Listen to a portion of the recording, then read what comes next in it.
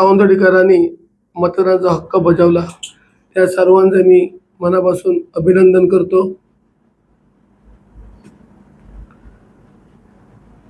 हक्क बजावला म्हणजे लोकशाही जिवंत ठेवण्यासारखं आहे। ते सावंतवाडीकरांनी जवळपास 70% वोटिंग झालंय। मला वाटतं एवढं वोटिंग पहिल्यांदाच झालंय। निश्चितपणे वोटिंग वाढल्यामुळे निश्चितपणे शिंदे शिवसेनेला त्याचा फायदा होईल। इलेक्शन येतात जातात होत असतात, पण या सावंतवाडी शहरामध्ये यूपीतली माणसं आणून स्थानिक कार्यकर्त्यावर तो कुठच्या पक्षाचा असो गाडी चढवण्याचे जे प्रकार आहेत, बाहेरची गुंड लोक आणून आणि सावंतवाडी शहरात त्यांचं वास्तव आहे, हे अत्यंत दुर्दैवी आहे। ही या जिल्ह्यातील पहिलीच घटना आहे की यूपीतले गुंड आणून कार्यकर्त्याच्या अंगावर गाडी चढवणे आणि ती गाडी अडवली कार्यकर्त्याने म्हणून त्यांच्यावर परत गुन्हे दाखल करण्यात आले। आम्ही तिथं सोडवायला गेलो, आमच्यावर गुन्हा दाखल करण्यात आला। ही अत्यंत दुर्दैवी गोष्ट आहे। म्हणजे एखाद्याचा जर मर्डर करताना जर कोणी त्याला रोखलं मर्डर करणाऱ्याला, तर त्याच्यावर सुद्धा आता गुन्हे दाखल होऊ शकतात पोलीस स्टेशनमध्ये। त्यात कोणतीही शंका बाळगण्याची गरज नाही।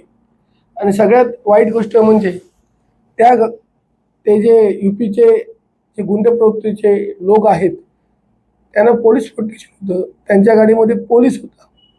तो पोलीस कोणाचा होता, त्याचं त्यांच्यावर काम काय होतं हे पोलिसांनी पहिलं जाहीर करायला पाहिजे। कारण तिथं कोणच नव्हतं आणि तो कोणाचा जर बॉडीगार्ड असला पोलीस तर तिथे तो माणूस पाहिजे, पण तिथे फक्त पोलीसच होता त्यांच्याबरोबर। आणि जर गाडी त्याची जर पुढे होती तर तो पळून गेला का आपल्या माणसाला टाकून, हा पण प्रश्न इथं उपस्थित होतो। आणि जी गाडी आहे ती विशाल परबची गाडी आहे। गाडी वाटतं पोलिसांनी जप्त केली आहे, पण त्यावर सुद्धा गुन्हा दाखल झाला पाहिजे, कारण त्या गाडीत यूपीतली माणसं होती। ती कशासाठी आली आहे, त्यांचं काम काय ते इलेक्शनमध्ये, हे पण गांभीर्याने घेण्याची गरज आहे। त्याच्यासाठी आचारसंहिता संपल्यावर 144 कलम रद्द झाल्यावर एक सर्वपक्षीय मोर्चा, ही जी यूपीतली माणसं आहेत, हे जे खराडा विषय झालेला आहे अंगावर गाडी चढवण्याचा, कुठेतरी या जिल्ह्यात या गोष्टीला आळा बसावा। असं कधीही नव्हतं। जे काय व्हायचं असेल ते स्थानिक लोकांमध्ये व्हायचं। यूपीतली माणसं जर गाडी चढवत असतील तर उद्या यूपीत पळून गेली तर त्यांना शोधणार कोण? उद्या एखाद्याचा मर्डर करून जातील, त्यांचं पोलीस स्टेशनमध्ये त्यांची नोंद आहे का? आता पोलीस नोंद घेतील, सांगतील आधीच नोंद आहे म्हणून। मागच्या वेळी अशा दिवशी घडले होते। ही जी यूपीतली माणसं आहेत त्यांची नावं जर शहरात असतील आणि तर त्यांची नावं सार्वजनिक ठेवावी, लोकांना त्यांची ओळख हवी, असं या ठिकाणी मला नमूद करायचं आहे।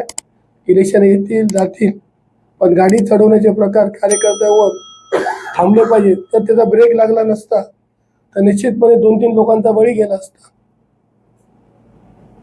आणि मी बघितलं प्रेसमध्ये जे मीडियाचे लोक आहेत, व्हॉट्सअपवाले नाव टाकत नाही गाडी मालकाचं, कोण कशाला टाकत नाही मीडियावाले माहिती नाही।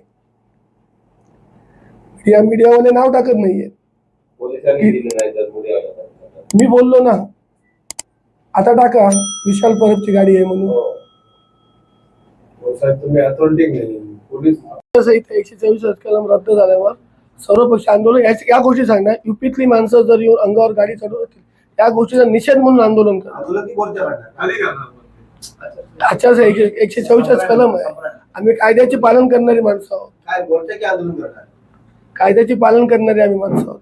पण तुम्ही त्याची परवाच्या दिवशी असं एक स्टेटमेंट केला पोलिसांना, इलेक्शन झालं आता विषय संपला, असं असतं? हा संपला नाही, हो विषय संपला। हा लोकशाही पद्धतीने आम्ही आंदोलन करणार, लोकशाही पद्धतीने की आम्ही विचार केला। सावंतवाडी लोकांचे पत्रिका आले, जर यूपीतली माणसं आज अंगावर गाड्या घालून उद्या यूपीत पळून गेली, आज गाडी घालण्याचं डेअरिंग केलं, उद्या मर्डर करतील लोक, आणि ही माणसं कोणाची आहेत ते पोलिसांनी जाहीर करावं। त्या दिवशी तुम्ही